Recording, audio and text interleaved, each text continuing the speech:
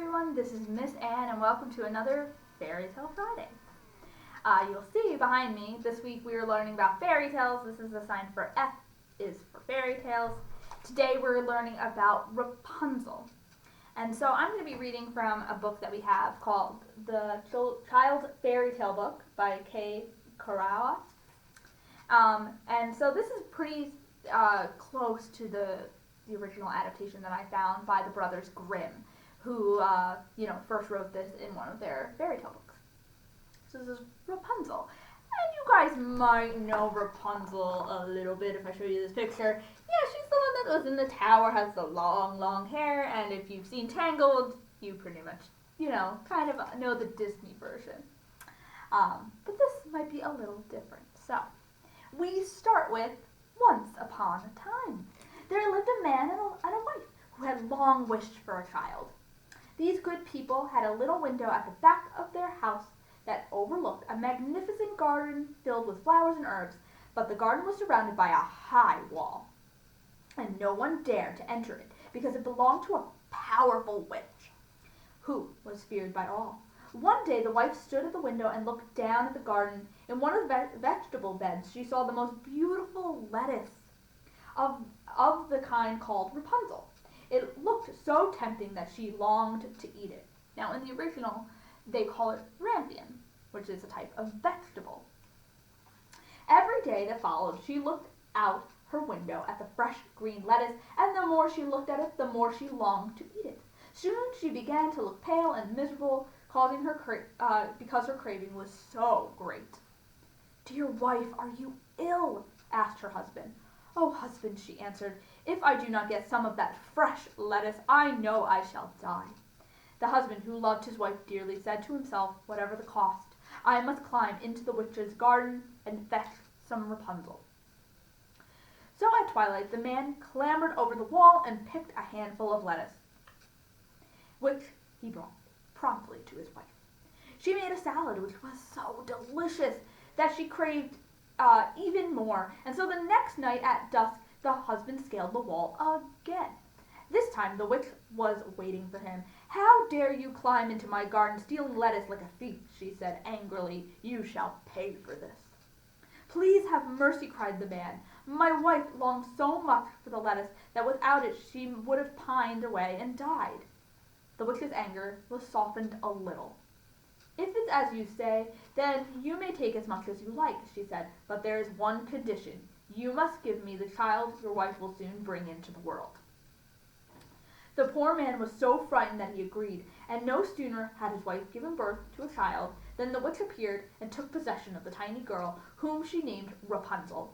As she grew, Rapunzel became the most beautiful child under the sun, with wonderful long hair, as fine as spun gold. When she was 12 years old, the witch locked her in a tower in the middle of a great forest. This tower had neither doors nor stairs, but at the top there was one small window. If the witch wanted to get inside, she came and stood underneath and called, "Rapunzel, Rapunzel, let down your hair." And when Rapunzel heard the witch, she unfastened her braids, wound them around a hook, and let the long plait fall out the window to the ground below. Then the old witch climbed up the braid to the tower window. Well, you know where it's coming. One day a prince rode through the forest near the tower, and he heard the sound of singing. It was Rapunzel singing to fill her solitude. The sound was so sweet that the prince listened spellbound.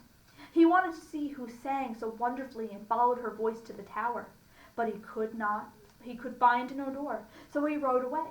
Yet the prince was haunted by the lovely song, and returned every day to listen. One day, when he was standing behind a tree listening, he saw the witch come along and heard her call, "Rapunzel, Rapunzel, let down your hair." And Rapunzel let down her braid, and the witch climbed up. "So that's the staircase," said the prince. "Then I too will climb it and try my luck." On the following day, at dusk, the prince went to the tower and cried, "Rapunzel, Rapunzel, let down your hair." And immediately the golden hair came tumbling down, and the prince climbed up.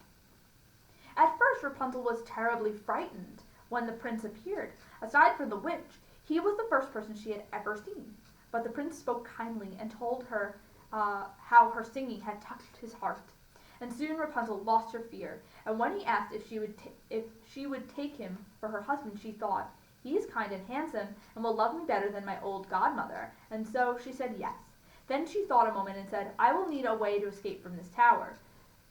So you must bring a skein of silk with you each time you come to me. I will braid it into a ladder." And so every night the prince came to Rapunzel, each time bringing silk. The witch knew nothing of this until one day Rapunzel said without thinking, "How is it, godmother, that you feel so much heavier than the prince?" "Oh, you wicked child!" cried the witch. "I thought I had hidden you from the whole world, yet you have managed to deceive me."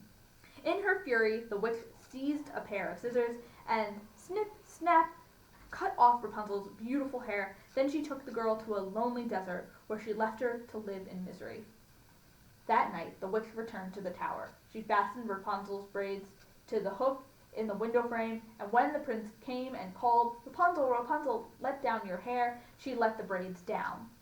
The prince climbed up and found not his beloved Rapunzel, but the old witch, who looked at him with eyes that glittered with rage.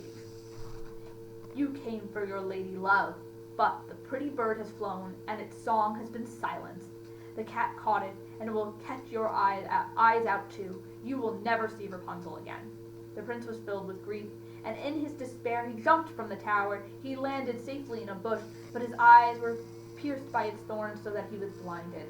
He wandered pitifully about the forest, living on roots and berries and lamenting the loss of his bride. For a year the prince wandered until one day he came to the desert. Suddenly he heard a voice that seemed familiar. He walked towards the sound of the singing, and as he came closer, Rapunzel saw him and recognized him.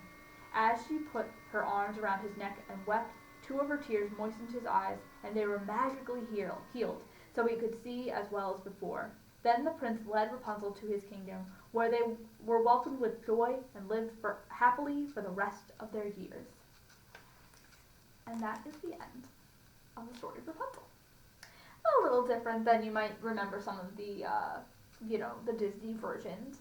I know when I was growing up, I didn't know that they just didn't leave and go out of the forest, that he got hurt, that she was kicked out. These are things that, different adaptations, you will find different versions of this story. The original version I learned when I was in high school was called Rampion, which is a little bit different even from this one as well. I hope that you guys liked this story. I believe next week we're going to be talking about Cinderella. And there are lots of versions of Rapunzel, but now you guys know one of the more closer to the original versions. And there's so many versions of this story, so you can find little new things about each one.